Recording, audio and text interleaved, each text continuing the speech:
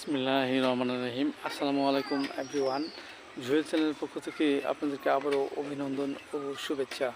আজ একটি নতুন ভিডিও নিয়ে আলোচনা করব। ভিডিওটি হলো শীতে মাথায় খুশকি হলে যা করণীয়। দেখেন এভরিওয়ান, এটি একটি গুরুত্বপূর্ণ একটি ভিডিও। খুশকি আমাদের মানবদেহে চর্মের একটি রোগ। ইহা অনেক সময় দেখা যায় গমের ভুসির মতো নেই, সাদা সাদা বের হয় মাথা থেকে। অনেক সময় দেখা যাচ্ছে যে আমরা অনিয়মিত গোসল করা কিংবা অপরিচ্ছন্নতা থাকার অভাবেও অনেক সময় আমাদের মাঝে এই রোগের প্রবণতাটা সৃষ্টি হতে পারে। সো এভরিওয়ান, এই রোগটি আমাদের মাঝে হলে লক্ষণ অনুযায়ী আমরা যে হোমিওপ্যাথি ওষুধ খেতে পারি।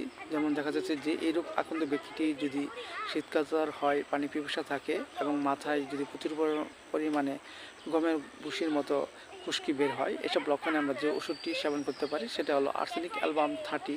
আমরা 2 ফোঁটা করে সকাল বিকেল 2 বার সেবন করতে পারি। আবার দেখা যাচ্ছে যে এই রোগ আক্রান্ত ব্যক্তিটি যদি সবসময় অপরিচ্ছন্নতা থাকে এবং মাথায় প্রচুর খুশকি হয়েছে, এসব লক্ষণে আমরা যে ওষুধটি সেবন করতে পারি সেটা হলো সালফার 30।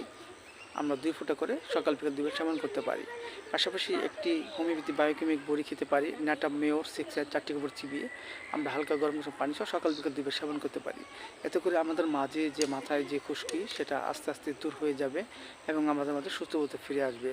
অনেক সময় আমরা কিছু একটি নিয়ম পালন করতে পারি। যেমন দেখা যাচ্ছে যে অনেক সময় আমরা মাথায় হালকা গরম কুসুম পানির সাথে কিছু সাবান মিশ্রিত করে আমরা অনেক সময় মাথা ধৌত করতে পারি।